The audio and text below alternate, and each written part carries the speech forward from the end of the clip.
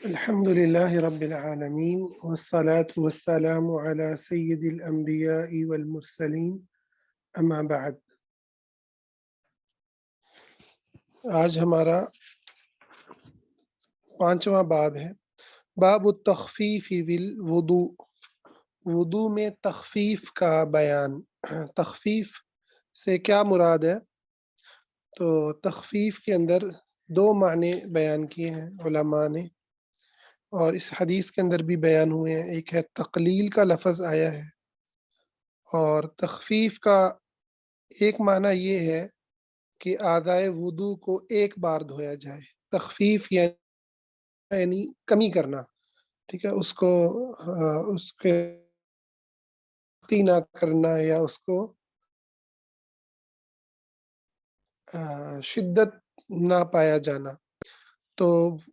نبی کریم صلی اللہ علیہ وسلم نے اس حدیث کے اندر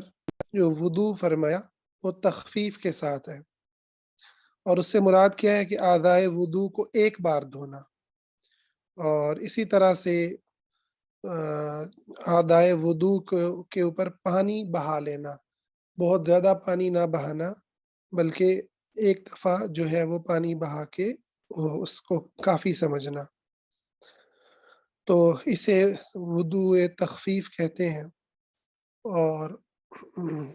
اسے اس حدیث کے اندر بیان کیا گیا ہے۔ حضرت ابن عباس رضی اللہ عنہ اس کے راوی ہیں،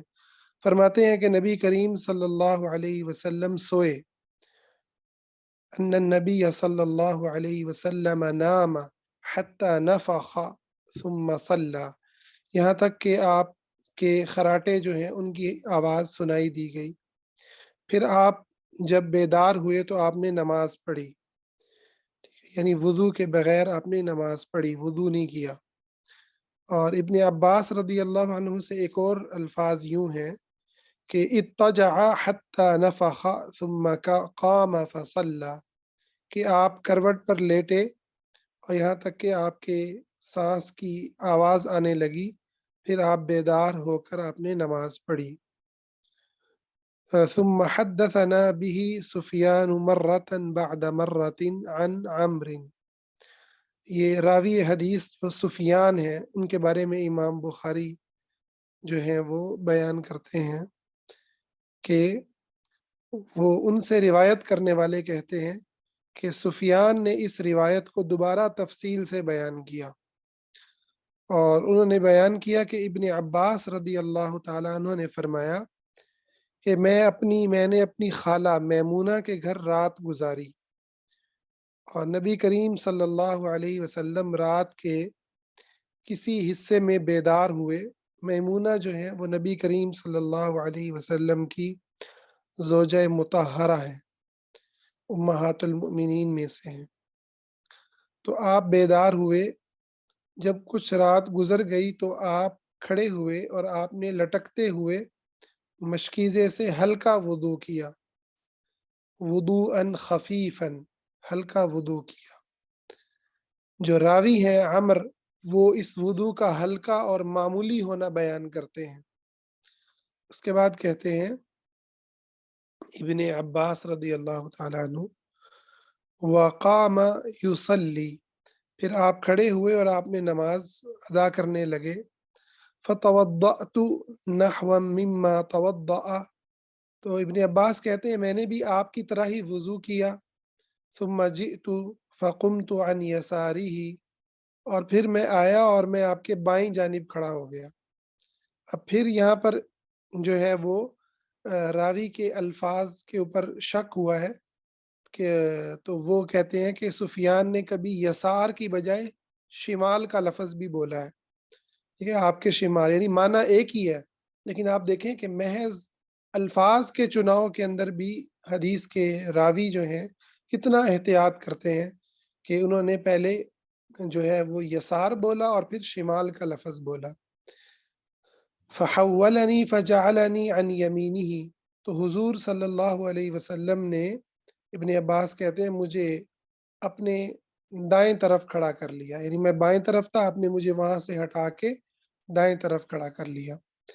پھر آپ نے جس قدر اللہ کی توفیق میسر آئی نماز ادا فرمائی، یہ نفل تھے جو آپ ادا کر رہے تھے۔ پھر آپ کروٹ کے بل لیٹ کر سو گئے یہاں تک کہ خراٹے بھرنے لگے، یعنی آپ نے تہجد پڑھی، تہجد کی نماز کے لیے آپ نے وضو کیا، پھر آپ لیٹ کر سو گئے۔ پھر مؤذن آیا اور اس نے آپ کو نماز کی اطلاع دی، اور اس کے بعد آپ صلی اللہ علیہ وسلم اس کے ساتھ نماز کے لیے تشریف لے گئے۔ آپ نے نماز پڑھی اور وضو نہیں کیا۔ اب سفیان کہتے ہیں، جو راوی ہے حدیث میں، کہتے ہیں ہم نے اپنے استاد عمر سے پوچھا کہ کچھ لوگوں کا خیال ہے کہ نیند کا اثر رسول اللہ صلی اللہ علیہ وسلم کے دل پر نہیں بلکہ صرف آنکھ پر ہوتا تھا۔ تو عمر نے جواب دیا کہ میں نے عبید بن عمر کو یہ کہتے ہوئے سنا کہ حضرات انبیاء کے خواب وحی ہوتے ہیں، اور پھر درج ذیل آیت کو تلاوت کیا دلیل کے طور پہ، انی ارا فی المنام انی اذبحک، کہ ابراہیم علیہ السلام نے اپنے بیٹے اسماعیل کو جو یہ کہا تھا کہ میں یہ دیکھ رہا ہوں خواب میں تمہیں میں ذبح کرتا ہوں، تو اسے حضرت اسماعیل نے جو ہے وہ بطور اللہ کی وحی کے تسلیم کیا کہ افعل ما تؤمر، آپ کر گزریے جس کا آپ کو حکم دیا گیا ہے۔ تو انبیاء کے جو خواب ہیں وہ سچے ہوتے ہیں، وحی ہوتے ہیں، اور نبی کریم صلی اللہ علیہ وسلم نے اس بات کی اپنے بارے میں وضاحت بھی فرمائی ہے کہ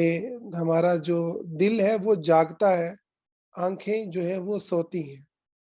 اس لیے یہ جو معاملہ ہے یہ انبیاء کے ساتھ خاص ہے کہ وہ اگر سو بھی جائیں گہری نیند، یہاں تک کہ خراٹے بھی لے لیں، تو انہیں وضو کرنے کی ضرورت نہیں ہے،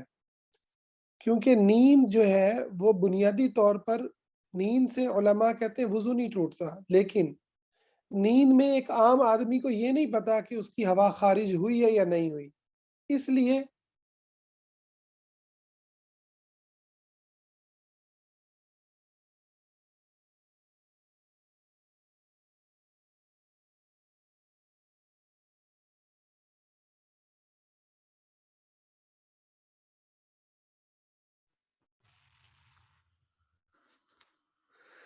تو ایک عام آدمی کو چونکہ علم نہیں ہوتا کہ اس کو جو اس کو علم نہیں ہوتا کہ اس کی وضو ہوا خارج ہوئی ہے یا نہیں، اس لیے اس کے حق میں یہی ہے کہ وہ وضو کرے، اس کے لیے نیند کو وضو کے توڑنے کا جو ہے ایک سبب قرار دیا گیا ہے، ٹھیک ہے۔ لیکن انبیاء علیہ السلام کا معاملہ چونکہ مختلف ہے، انبیاء علیہ السلام کو اللہ رب العزت کی طرف سے ان کو پر ایک یہ خاص عنایت اور ایک ان کا خاص یہ مقام ہے کہ وہ نیند کے اندر بھی بیدار ہوتے ہیں، یعنی نیند کے اندر ان کے دل بیدار ہوتے ہیں، تو اس لحاظ سے ان کا جو حکم ہے وہ الگ ہے۔ تو اس حدیث کے اندر بہت سارے احکام ہیں، اس حدیث کا ایک اجمالی ذکر پہلے بھی گزرا ہے۔ ایک تو اس میں یہ پتہ چلا کہ ابن عباس رضی اللہ تعالی عنہ کتنے حریص تھے علم کے لیے، کہ وہ اپنے گھر میں سونے کو چھوڑ کر علم کے حصول کے لیے حضور علیہ السلام کے گھر کے اندر جو ہے وہ سوئے۔ دوسری بات اس کے اندر یہ پتہ چلی کہ انسان جو ہے وہ اپنے محرم رشتے کے جو ہے وہ کمرے میں ان کے گھر میں وہ سو سکتا ہے اگر وہ اجازت لے لے، ٹھیک ہے، اگر خاوند اور بیوی اجازت دے دیں، ٹھیک ہے، تو اس صورت کے اندر جو کسی مقصد کے لیے، کچھ سیکھنے کے لیے وہ، یا کوئی اور ضرورت بھی ہو، تو رات کو گزاری جا سکتی ہے اگر انہیں اجازت دے دیں، ٹھیک ہے۔ لیکن اس کے لیے شرط یہ ہے کہ وہ ان کا محرم رشتہ دار ہو، ٹھیک ہے، اجنبی آدمی کے لیے جائز نہیں ہے،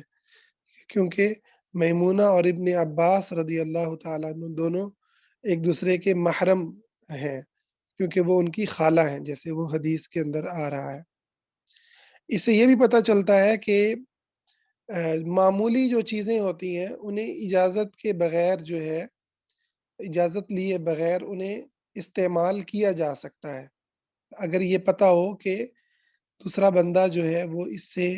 راضی ہے، ٹھیک ہے؟ اس لیے حضرت ابن عباس نے دیکھیں وضو کا پانی استعمال کیا اور اس کے لیے اجازت نہیں لی، کیونکہ ان کو یہ پتہ تھا کہ اس بات کا حضور علیہ السلام یا ان کی جو خالہ محترمہ ہے انہیں کوئی اعتراض نہیں ہوگا۔ تو معمولی چیزوں میں اجازت ہر چیز کی لینا ضروری نہیں ہے اگر وہ معمولی چیزیں ہیں، ٹھیک ہے؟ بعض لوگ ایسے سختی کرتے ہیں جو کہ درست نہیں ہے۔ اس سے یہ بھی پتہ چلتا ہے کہ پینے کے لیے جو پانی رکھا ہے اس سے وضو کیا جا سکتا ہے، ٹھیک ہے؟ تو کیونکہ اس زمانے میں جو یہ مشکیزیں ہوتے تھے یہ پینے کے لیے استعمال ہوتے تھے، ٹھیک ہے؟ تو اس کو جو ہے وہ پینے کے لیے جو ہے وہ استعمال ہوتے تھے اور اس سے انہوں نے وضو فرمایا۔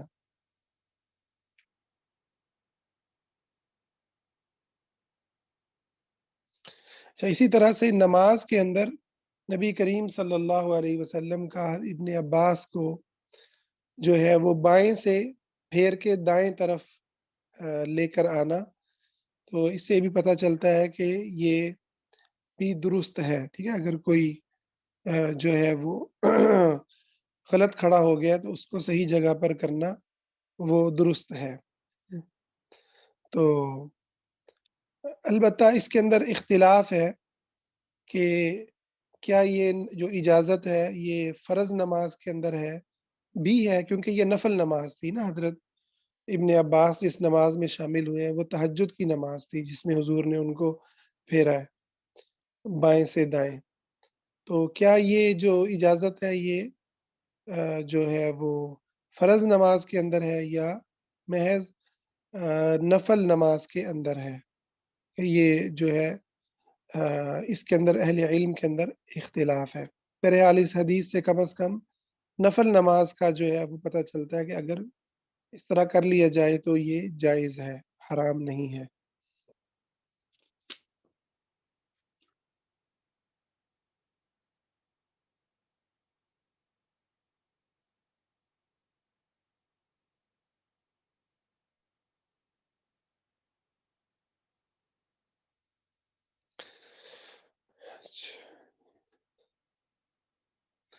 اچھا، اس حدیث میں آپ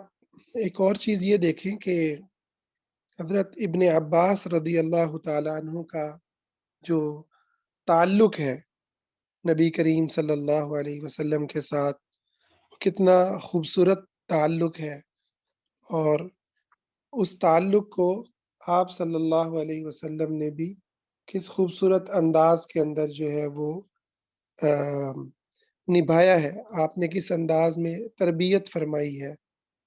حضرت ابن عباس رضی اللہ تعالیٰ عنہ کی۔ اسی لیے حضرت ابن عباس کو جو ہے قرآن مجید کا ترجمان کہا گیا ہے، کیونکہ حضور نے آپ کو دعا دی تھی، اللہم علمہ التأویل، اے اللہ انہیں قرآن کی تفسیر کا علم عطا فرما، کہ یہ حضرت ابن عباس کا ایک خاص مقام ہے۔ اور اسی سے یہ پتہ چلتا ہے کہ مختلف صحابہ آپ اور بھی واقعات کے اندر پڑھیں گے، وہ نبی صلی اللہ علیہ وسلم کے ساتھ